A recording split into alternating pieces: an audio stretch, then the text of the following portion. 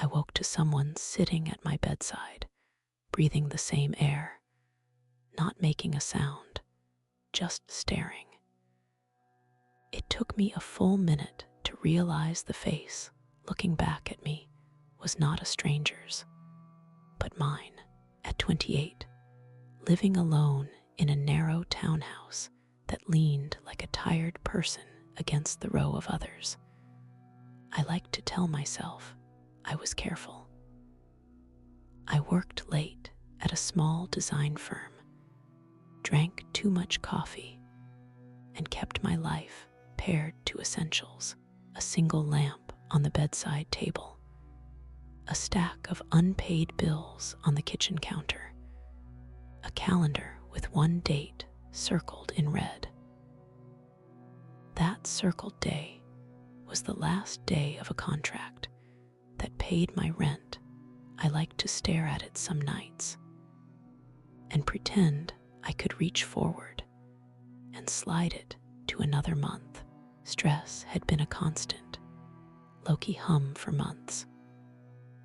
The account numbers blurred on late notices, the boss breathing down my neck about revisions, the small kitchen faucet that leaked at odd hours and would not be fixed until I could afford a plumber. But what disturbed me in the weeks before the sitting was not the money or the work, it was the slow erosion of simple certainties. I had started sleeping badly.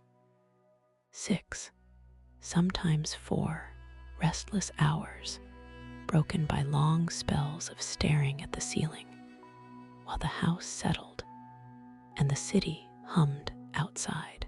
Once I woke in the middle of the night and found my keys on the hallway table instead of their hook by the door. Another time, my favorite mug, one my mother had given me, sat cracked in the sink, though I could remember drinking from it without breaking it.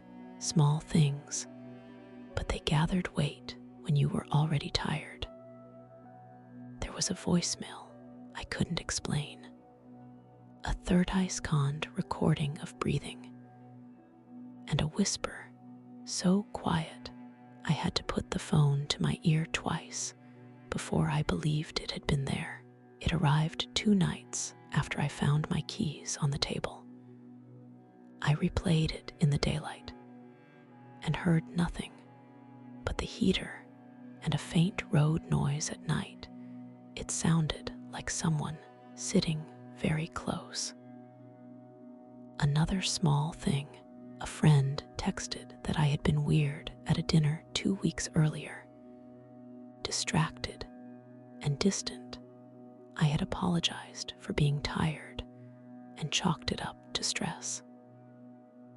There was also a childhood memory I had never bothered to examine. Once, when I was 7, I woke sweating in the dark because I felt someone watching me. My mother had brushed it off as nightmares. She would sit at the end of my bed, hands folded in her lap, and tell me there was nothing there. I had believed her because belief is easier than fear. But when you add sleepless nights and missed meals and small things that want a line, that children's memory starts to look less like a story and more like a pattern. I tried to keep busy. I rearranged the living room twice and started running again because motion felt like proof that I was still myself. At night, I kept the bedroom lamp on with the shade tilted so the light hit the ceiling instead of my face. I left my phone on the mattress beside me as if it were a talisman. I told myself I would call someone if anything happened, a friend, a neighbor. But the promise sounded small and brittle in my mouth. There were practical reasons for not calling. I had always been the friend who smiled at crises, and fixed them later, who didn't burden others. And there was another reason I didn't tell anyone. Shame. Shame for times I couldn't account for the fog that sometimes swallowed a night and left me with hours missing. I had spent years convincing myself that missing time was a product of exhaustion, of too many late nights and too much wine. When you live alone, small anomalies magnify. A cup on the wrong side of the counter becomes evidence. A misplaced jacket feels like an accusation, so I started keeping a notebook under the lamp to log anything odd.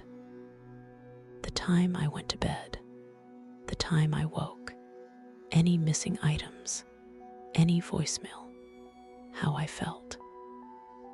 There are practicalities to keeping yourself in check. You check the locks, you close the blinds, you set the kettle to boil, so the sound anchors you to the present. I did those things. I checked the deadbolt until my thumb cramped. I checked the window latches twice, but anxiety has a way of hollowing you from the inside. You can lock every door and still feel exposed. I started to notice nights when I woke with the lamp off, even though I was sure I had left it on. Those small erasures made my list. One morning, a pen in the freezer; another day, my wallet on the kitchen chair, though I had been sure I left it on the counter. When I asked friends if I had ever blackout drunk or had episodes in the past, they looked surprised. One of them said gently that I sometimes checked out during conversations, that my eyes would go unfocused. Another friend joked that I was a ghost in life, there but not really there, and we all laughed because laughter is a shield. But the laughing didn't make the notes in my notebook stop being evidence. They began to align with a different story, one of waking and acting and not remembering. Still, I pushed the idea away. Not remembering a few hours seemed preferable to imagining an active, determined something in the night. I told myself the true danger in my life was not a ghost, but running out of money, of losing the few threads I had managed to tie together. And yet, the quiet weight of being watched did not lift. It lived in the small distances, the space between my head and the pillow, the slice of air above the mattress, the way my breath sounded too loud. I started sleeping with the bedroom door cracked, so I could hear the hallway. I left my phone screen bright, so the room never went entirely black. There were nights when the house felt empty in a way that made my skin prickle, the fridge hum, the radiator ticking like a distant clock, and I felt suddenly exposed. The unsettled feeling became a background instrument in my nights, a note that never quite went away, tuning me toward vigilance. I told myself vigilance would protect me. That awareness was enough. On the last clear evening before the event, a Thursday, the calendar square circled in red staring back at me. I fortified my routines. I made a list and ticked things off with the satisfaction of someone stacking plates straight. I set the kettle, checked the locks, closed the blinds, took a shower, set the lamp so the light was washed soft, and crawled into bed early. I told myself I would sleep hard because I was exhausted. Exhaustion was a reliable excuse. I put the phone beside me, face up, brightness high. I set the notebook beneath the lamp, pen clipped to the page. I told myself the sound of the radiator, the faint traffic, and the lamp would be enough to root me in the present. I breathed out and let my eyes close. In the dark between waking and sleep, something in the house shifted. I felt a tension like a weight on the edge of the mattress. And then, quietly, the room changed. I opened my eyes, and there, at the mattress edge, was a silhouette. My heart slowed to a careful beat. I lay rigid and watched the darkness like a trapdoor. Every familiar item suddenly foreign. I whispered a name I had not spoken in years. It echoed the first night I woke to it. Time crawled like a reluctant animal. The little red digits of the alarm read 317. The room smelled like the things I lived, with coffee gone cold in a chipped mug on the nightstand, the faint detergent from the sheets, the metallic tang of the heater cycling on. I remember the noise that woke me more than anything. Not a footstep, not a creak, but the weight of attention. It felt like a hand had lowered itself into the room and pressed slowly against my chest. The air was the same air. The sound was silence. And somewhere between the two, my body came alive. My eyes opened through a fog. At the edge of the mattress, there was a silhouette, not a shape made of light, but of absence. Something sat there that drank in the minimal glow from the clock and returned nothing. I couldn't tell its gender, its age, its face. It was simply there, as if it had always been part of the room. It was sitting very still, right where my feet would have been, and its stillness felt deliberate, like it was counting the breaths between mine. For the first breath, I didn't move at all. Fear wasn't a film over my skin, it was an anchor. My limbs felt slow and foreign. I reached for my phone with the sense of someone fumbling through water, fingers clumsy and uncertain. The screen lit the room, a moment's worth of blue-white that ate into the silhouette and left only a darker contour. I whispered, because the room demanded conversation in whispers. "Who are you?" No answer. The silhouette didn't shift.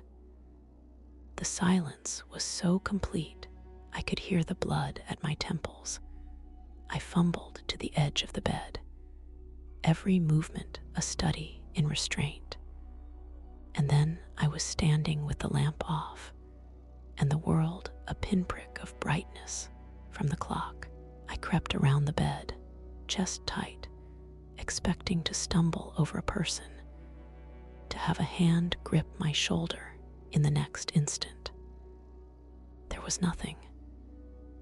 No shoes by the doorway, no heavy coat, no scent that couldn't be explained by the apartment's daily tang. The mattress showed only the warm indent where I had been sleeping. The room was a closed circle of normality, and the shadow at the bed's edge had simply vanished. I told myself it was a trick, sleep inertia, an oncoming panic attack, a dream seeping into the waking world. I told myself rational things while my body refused the comfort of logic. I checked the locks. I checked the window latches. I ran my fingers through the top drawer where I kept my keys until I could lay them in the palm of my hand and feel the solid reality of metal. I lay back down, and the room felt too large. I didn't sleep properly for the rest of the night, hearing every pipe knock and every insect scrape like the footfall of something pacing outside. The thing about being watched is that even when you can't prove it, you begin to arrange your life around the sensation. I stopped leaving dishes in the sink overnight. I started double locking the door, even though I lived alone on a fourth-floor walk-up with a neighbor who left a cat carrier in the hall because he never came home. I made lists and crossed things off and did all the rituals of someone trying to keep chaos at bay. The staring came back anyway. It wasn't a constant visitation at first. It was a rhythm, first one night, then 2 nights later, then 3 nights in a row. Sometimes it would be a soft presence by the bed that I would notice only after I'd already woken up. Sometimes I would be aware of being watched as I dozed off. There were tiny physical things that were wrong after those nights. A hairline scuff on the wooden floor beside the bed, a fold in the blanket that suggested another body had been pressed into it, the faint smell of cigarettes on the pillow, despite the fact that I hadn't smoked in years. Little anomalies that could be explained away by fatigue or forgetfulness. But that, taken together, punked my sense of safety. After the 4th night, I started to leave notes for myself. The top of the dresser became a shrine of post-its. Check the door, call mom, you left the kettle on. I put the cheap digital voice recorder I'd bought for meetings on the nightstand facing the bed. And in the mornings, I played back the files with the impatience of someone looking for a leak in a pipe. Mostly there was sleep, my own shallow snores, the occasional mumbled line from a dream. Once, I played back a 3-minute file where the static rose like a tide, and then a whisper threaded through it. Too low to make sense, I amplified it until the whisper had shape, and even then, it sounded like a word fraying at the edges. Why, I set up a camera next.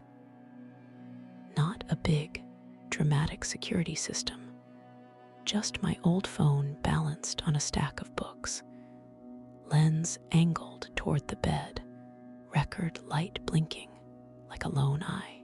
That camera ate the terrible hours and returned them to me in the daylight. The footage was the sort that keeps you awake and wide, and disbelieving it gave me moments that didn't fit together cleanly. On one video, I watch myself sleep for an hour of static. Then my face moves, not the abrupt bolt of a nightmare, but a slow, sluggish slide, like a reel being turned by someone with cold hands. My eyelids flicker, and then I am upright, not opening my eyes fully, but apparently moving with muscle memory. I watch myself stand at the edge of the bed, hands hanging limp by my sides. I stand there for a measureless beat, and behind the dark window, there's the thinnest line of dawn. Then the recording's light stutters, a frame hangs, and when it catches up again, the bed is occupied by a shape at the mattress edge, sitting nearer to where my feet would be. The camera catches only a profile, a head turned toward me, a slope of shoulder, a stillness that isn't sleeping. The sitting figure doesn't reach for the phone, doesn't make a sound. It just watches. I can hear the low, hollow intake of a breath through the room's microphones. And then the file ends. A hard cut to static the footage didn't give me an answer. It made the question louder. I showed one clip to my friend Lisa. Because you show the small, unanswerable things to those you trust in the hope they'll turn into ordinary explanations. She sat on my couch in my clutter of unpaid envelopes and a calendar with a date circled, watched the moment where the silhouette appears, then rubbed the bridge of her nose you're sleepwalking. She said finally, I wanted to hear that. I wanted it more than anything. Because sleepwalking is a word with treatment, with doctors and pills and plans. But the clip had a problem. The person who stood at the bed, the one caught midway through the film, had my hair, the slope of my jaw, the odd crooked mole near the left eyebrow. It was a face I knew better than the map of my own knuckles. I didn't tell Lisa that. I couldn't. Shame is a quiet thing. It doesn't like being introduced to others. There had been a blackout last year at a party, a stretch of time where I woke in the back of an Uber and couldn't place the 3 hours before. Friends had laughed it off as a wild night, but I had felt the memory like a bruise. To watch yourself move without recollection, and to see that the thing moving looks like you. There's a self-consciousness to that leaves you feeling both fragile and monstrous at once night after night. The camera caught fragments, a shadow shifting on the ceiling like something pacing, a hand smoothing my hair, a breath that came out of the darkness right over my face. Once, I heard my own voice from the recording, barely loud enough to register as a voice at all. It said a name, an old nickname my sister used when she wanted me to go to sleep as a kid. And the way it was said, gentle and flat, made something tight and small in my chest crack. Those nights, I began to make lists on paper where my handwriting tilted and got smaller. As if compression could keep other things at bay, I wrote down the times I woke, the odd marks I found on the sheets, the nights I had eaten in my sleep. I started to suspect that if the mind could walk in sleep, it could also sit, watch, keep an extra vigiling that the waking person didn't know about. I dreaded opening the clips because they had a way of rearranging my day. So everything felt like a stage set for something I could not yet name. My isolation deepened.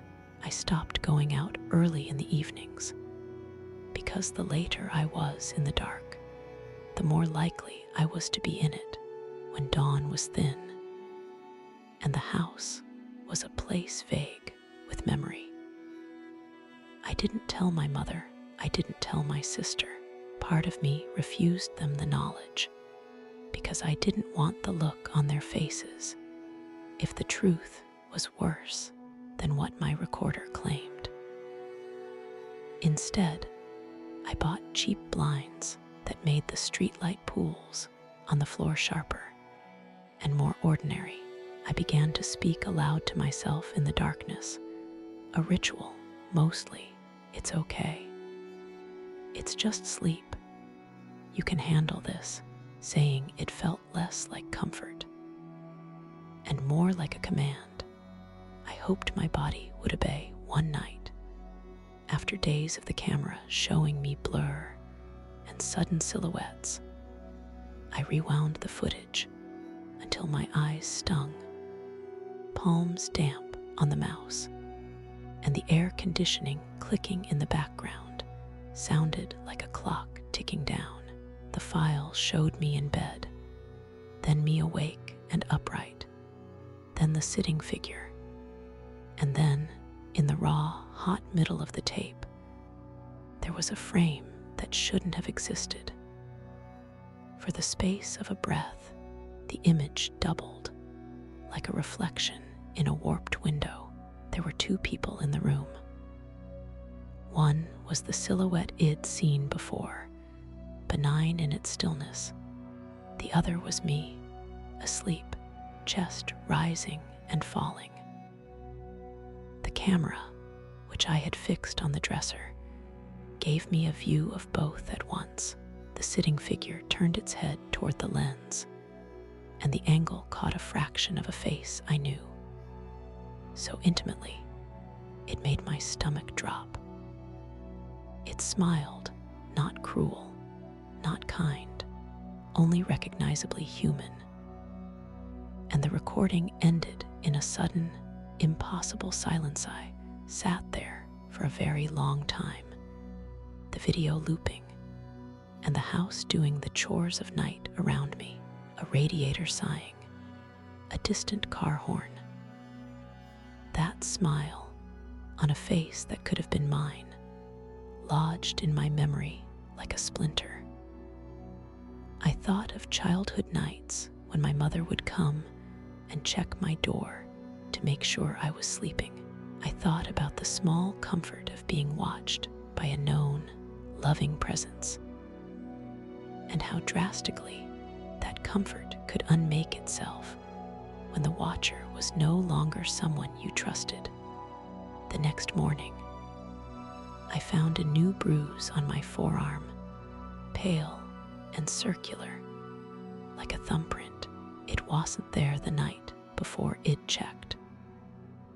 There was also a string of messages on my phone, vague and worrying. "You were out of it last night," from my coworker after an early meeting. "You seemed somewhere else," from Lisa. The words "out of it" and "somewhere else" began to pile up like evidence in a case I couldn't open. I kept the recordings. I kept the camera pointed at the bed. I kept telling myself I would seek help, that I would make an appointment, that I would explain how the shape at my bedside didn't have to be a threat. But each night the presence returned, and each morning left me with another small remnant that spoke of activity in the dark that did not belong to me while I remembered it. The house, once simply fragile, had become a room of mysteries with a slow heartbeat I could not quite place. Something was watching me. The recordings said so. The marks and the smells and the small rearrangements of things said so. And the more I tried to pin it down with evidence and logic, the more it became obvious that the watching wasn't an intruder at all. It was a phenomenon bonded to the bed, to the hours when I was meant to be most myself, and instead was most unmoored. The camera offered up proof in fragments, but fragments are cruelly honest. They show you enough to frighten you, and not enough to let you breathe. I burned daylight trying to piece them together, until one clip remained that I couldn't stop replaying.